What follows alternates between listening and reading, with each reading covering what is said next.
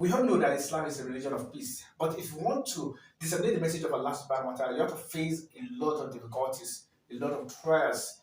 I want to talk about assassination, incarceration, and execution. In the history, some of our pious predecessors from prophets of Allah subhanahu wa ta'ala who suffered from assassination, incarceration, and execution. So we want to talk about them. Number one, Prophet Zakaria alayhi salatu wasalam was assassinated.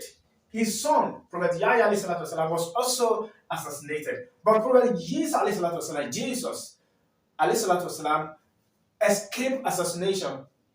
We are going to come back to it. The Prophet Muhammad also escaped assassination twice.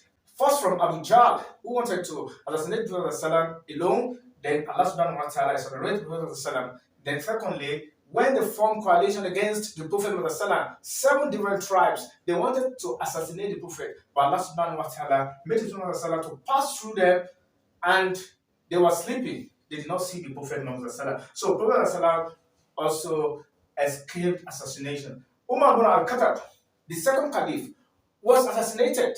Uthman ibn Affan also assassinated. The Anwar al-Waqi was assassinated with his son Abdurrahman al-Waqi. This is called collective punishment. They tried to exterminate the whole family. One of the laws of power of Machiavelli is for you to exterminate your enemies totally. The way Israel is doing in Gaza today, they want to exterminate both the women, children, everybody. They wanted to exterminate them totally. They don't want to see anybody again, but Allah subhanahu wa ta'ala is more than them. Then Osama bin Laden was also assassinated. Malcolm X was assassinated in 1965. Then, let us talk about incarceration. Prophet Yusuf was incarcerated. He was put in prison. So that's why our scholars today, when they suffer from incarceration, they don't take it very serious. They will be claiming that they went to Madrasa Yusuf alayhi salatu wasalam. That is, it is a school of Yusuf alayhi salatu wasalam they went to. Prophet Musa alayhi salatu wasalam was threatened with incarceration. That is, Fir'aun told him that I'm going to put you in prison. Fir'aun said, "Kul la'ini ta'aktu ilahan gayri la'aj'alana min al-masjunina." If you don't take me as your Lord, I'm going to put you in prison. I'm going to incarcerate you. Prophet Musa was threatened with incarceration. That is, he wanted to put in prison by Fir'aun. Even Taymiyyah, he suffered from incarceration. He was put in prison for many years. That was the reason why he couldn't marry. Ibn Jawziyah also was incarcerated so many years. Said Nursi, Bedusamen of Turkey, was incarcerated. He stayed many years in prison. That was the reason why he was also not married. Sheikh Abdullah was incarcerated for 4.5 years in UK. The enemies of Allah subhanahu wa ta'ala, they use incarceration to silence the scholar of Islam, to make sure that they don't disseminate the message of Allah again.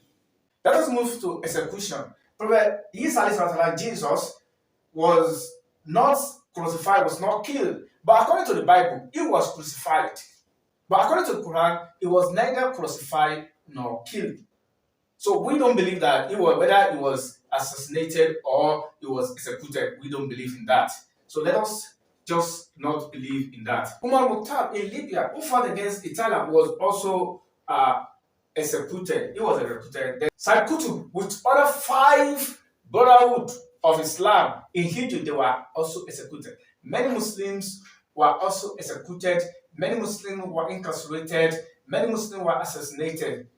But with all this, Islam is continuing to be the fastest growing religion in the world. Whether they like it or not, they wanted to silence Islam, but Allah subhanahu wa ta'ala did not give them that opportunity to silence Islam. So all those who were assassinated, they die as shaheed. That is, they die as martyr.